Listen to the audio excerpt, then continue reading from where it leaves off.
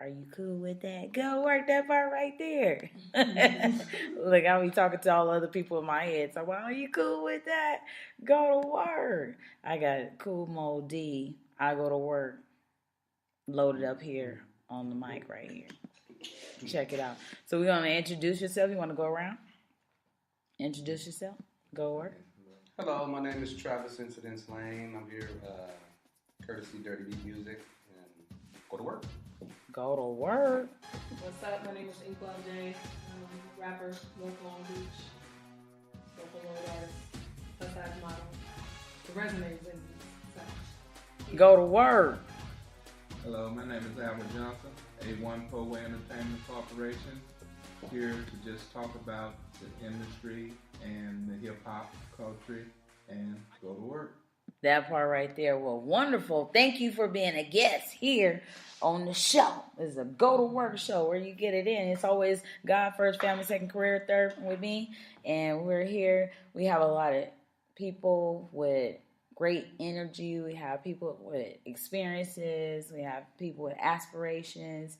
And it's a wonderful, wonderful thing to be in a room to communicate and spread the word about hip hop. You understand me? That part right there. Go to work. You gotta love it. That part right there. So, being that you have the most, shall we say, the most on the West Coast, right? And at the same time, in the industry where people have, it's just been shined because we have a lot of stars that that you work with in the booth and so forth. If you had, we're gonna just start off at the top of the show. If you had one thing to say for aspiring artists that would have loved to be in the booth with Dr. Dre, Tupac, Eazy-E, and so many more people along the way before they became the great stars that they were, what would you say? To get to that, are you saying, or to experience it? Yes, to experience that. Because some people, they take the experience as, for granted. And from what I know, I just met you, that you did not take that experience for granted. But there's some other people that look at it like, it's here, or, here or there type of thing. Now, of course, it's 2017, but it's a rare situation even here from somebody that had those experiences. Yeah. See, basically what it is, it's what a person wants in life. If a person is a selflessness type of person, I'm a selflessness type of person. So I have the type of God's blessed me with a type of spirit to take care of people until their time of passing. Mm-hmm. I've done multiple hospice situations for both of my parents and their parents and stuff too. So that was my gift, but rap was in my heart. So I was just always awarded. My blessings came to me through rap, and so the only thing I could do was just pay attention to your life. You have to pay attention to your life so you'll know how to project what you're trying to project, like what you're trying to express. It's one thing to like something, but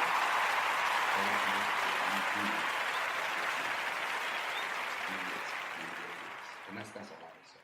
Go to work. And then there's people that are becoming stars. Like, I know the Inkwell J that's sitting here at the table today. Yes, she's a rising star. She's performed with many great people. So it's a wonderful experience just to be in a room with a wealth of knowledge. And it's rich. Mm-hmm. I can just feel the vibe. It's very rich.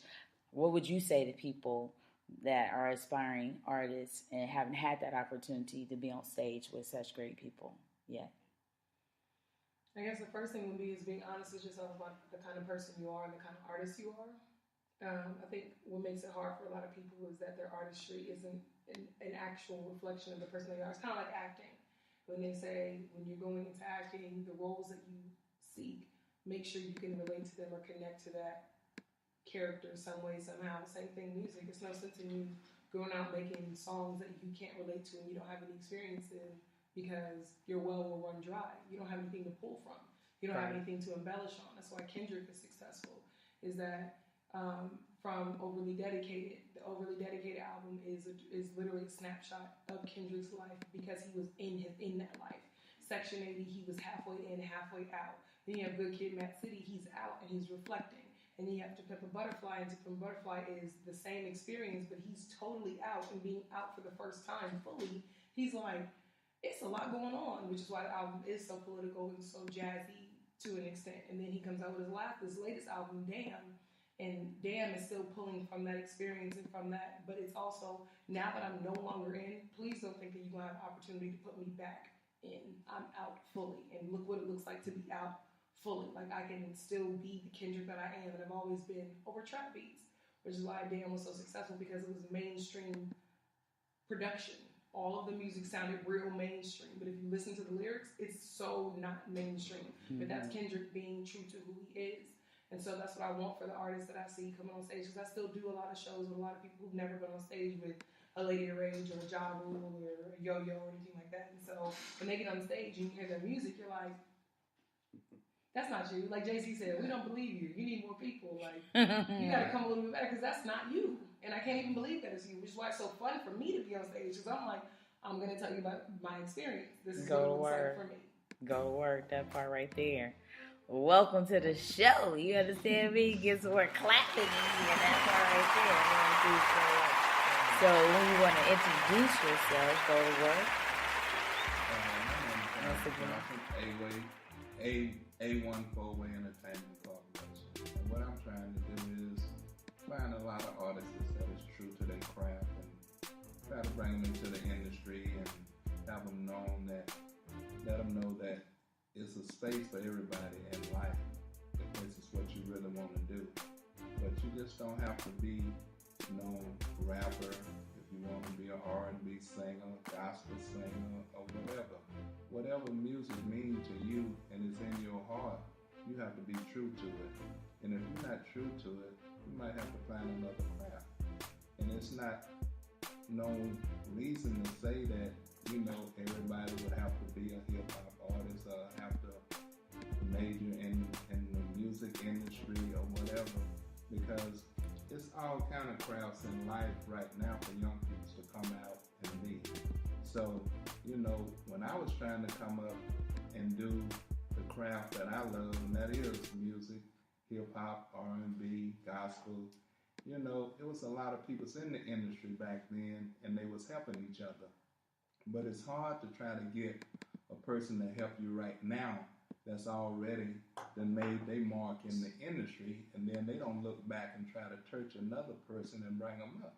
Right. But I'm trying to say it is that whatever God gives you in life, always try to give something back to the person that that is not able to do it for themselves. And right. You can bring a person up in this industry that can help them try to reach out and give them a helping hand. Ain't nobody looking for no handout. They all just looking for a helping hand. And that's all I have to say, and God bless. Go work. What do you mean that's all you got to say? We got half a show left. I think it's interesting about that, because you mentioned that not everybody has to do hip-hop. Right. And I learned, or I'm noticing something about certain artists. The artists in particular that I'm thinking of are Trey Songz, Chris Brown, and Estelle. I know for a fact there are more, but these are just the three artists I'm thinking of in particular. They all came out as rappers first. Right. Chris Brown wanted to be a rapper, Trey Songz wanted to be a rapper, Estelle wanted to be a rapper. Right.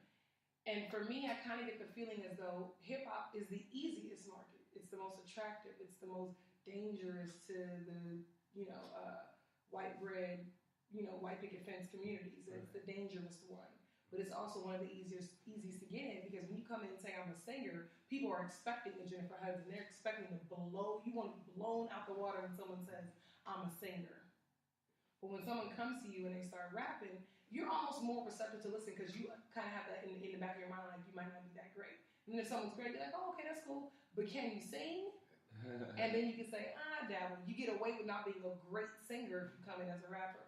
So I look at Chris Brown. Chris Brown actually was and has been a decent singer. Yeah. But as soon as he got established as being who he was, what did he do? Start rapping. Right. Same with Trey Songz. Trey Songz came out with one or two albums. No, it was between his first and second album, and he was on a Drake mixtape and started rapping. He's rapping on a Drake mixtape. Estelle, she came out as a singer. Well, that's what the public as a singer from the UK, and she's on the BET Hip Hop Cypher. Yeah. Yeah. So it's like, it's almost easier. People choose hip hop because it's the easier route. You know what I mean? I came out as a singer originally, but rapping I just love. Like the wordplay is one of my favorite things, but I do that same thing because I also write R&B. So like doing that also, having the wordplay makes it easier to do R&B for me. When you come in, it seems as though when you come into the game, you come in as a rapper, the person who's going to decide your musical fate, if you put this in quotes and make it all big and grandiose, the musical fate, they'll go, that's cool, we got a lot of rappers right now in the game, but can you sing? I dabble. Let me hear some. Can you sing this? And then then they start figuring out ways of, okay, I can market you as a singer. This rap thing may not work, but I can market you as a singer for sure. That just seems like... See, but the hip rap is the chance. Right. Rap will give you the chance. Yes. Hip hop will give you the chance. Yes. So it's like when you're going to get the chance, my whole thing was to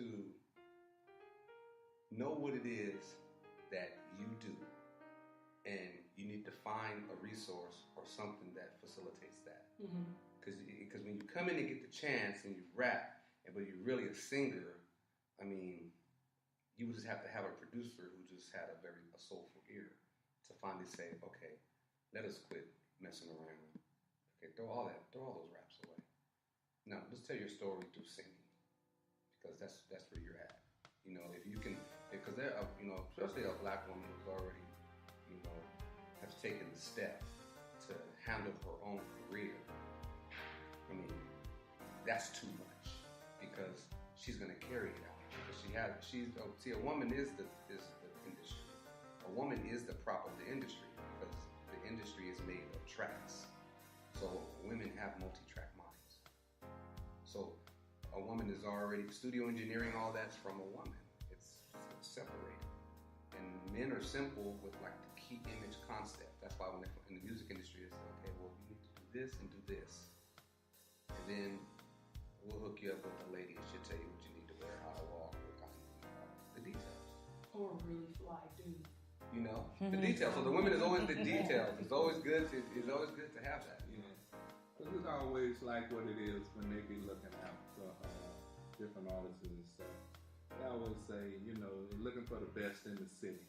And then most rappers, they come out and say, okay, like if they go say, knock, knock, you say, who goes there? Say, I'm the baddest young rapper that you ever did see. Open up the door to this industry and listen to me. But you know, when you be knocking on them progressive doors, you know, you may not be the baddest rapper in the city or whatever you're trying to do. So you're going to be having letdowns and, you know, and then just accept it and go back and get back on your pad and start writing again and, you know, bring it back to them and just say, knock, knock, who goes there? Open up the door to this industry and listen. Or don't bring it to them. Don't ever take it to them, right, because you read a book on how the industry is ran, how to market, how to distribute, how to put your music out. Right. You need to learn what they learn. Okay. You need to do what they do to artists.